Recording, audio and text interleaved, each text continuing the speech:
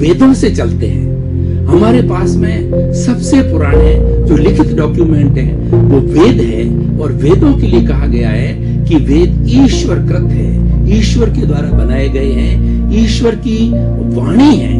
और ये वेद ऋग्वेद, यजुर्वेद, सामवेद और अथर्ववेद, इन वेदों में हमारी पूरी भारतीय संस्कृति की, मनुष्य की पूरी जीवन प्रणाली, जगत क्या है उसके बारे के अंदर पूरा चिंतन, और किस तरीके से इस दुनिया का संचालन हो रहा है या होना चाहिए, और हमारी सांस्कृतिक क्या मूल्य है, उन मूल्यों के बारे में बात की गई है। और इस वेदों के कारण ही हमारा देश विश्व के अंदर धर्म गुरु का स्थान ले सका, क्योंकि वेद मानवता का पाठ पढ़ाते हैं, वेद इंसानियत का पाठ पढ़ाते हैं, और वेद एक इंसान को अच्छा इंसान बनने की प्रेरणा देते हैं। वही सारे सूत्र उसके अंदर लिए गए हैं। वेद गुणों की खान है, वेद गुणों का पुंज है, और इसी कारण से हमें जितनी जितनी अच्छाइयां, जितनी आदर्श की बातें प्राप्त होती है, वो सब वेदों से आती है।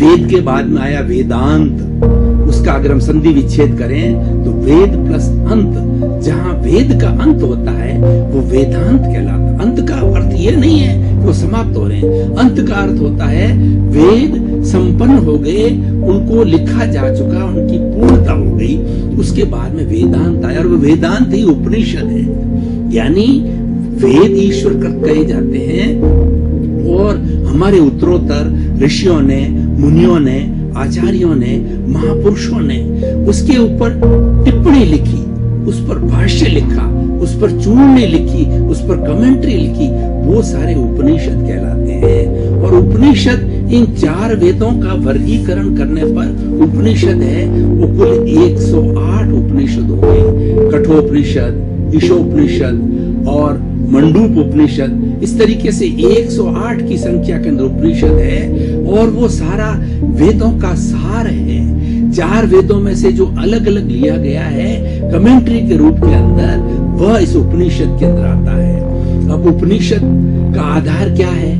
पहले ओरिजिनली उपनिषद संस्कृत में लिखे गए, उसके बाद में हिंदी में ट्रांसलेशन हुए। हमारी जो है युग निर्माण योजना गायत्री हरिद्वार में है, गायत्री विद्यापीठ जो हरिद्वार में है, उसके जो आचार्य श्री राम शर्मा थे, उन्होंने इन वेदों के ऊपर कई भागों के अंदर भाष्य लिखे। यानी 108 जो उपनिषद है, उस उपनिषदों को पूरा संक्षेप के अंदर उन्होंने कई वॉल्यूम्स के अंदर बताया है।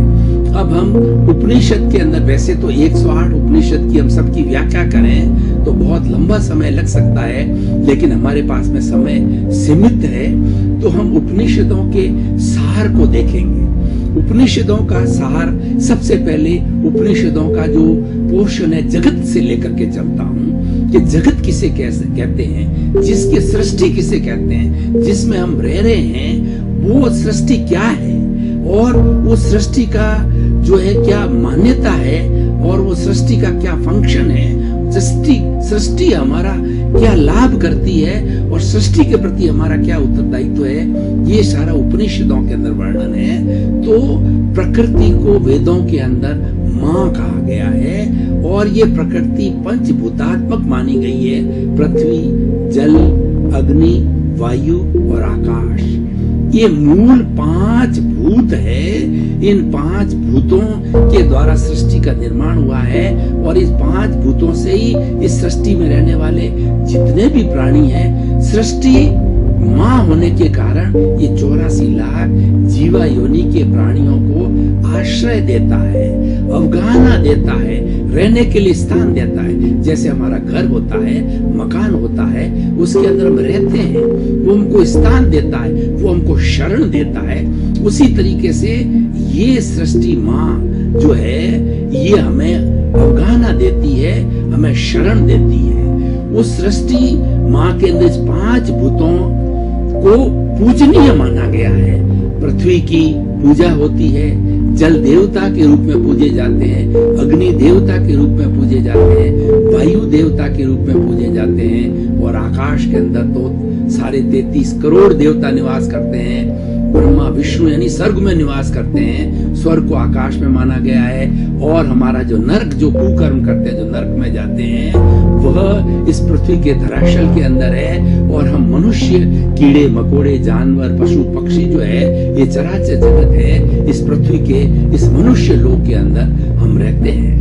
ये सारा सृष्टि का अवलोकन है, और इन 5 भूतों के माध्यम से हमारा भरण पोषण होता है।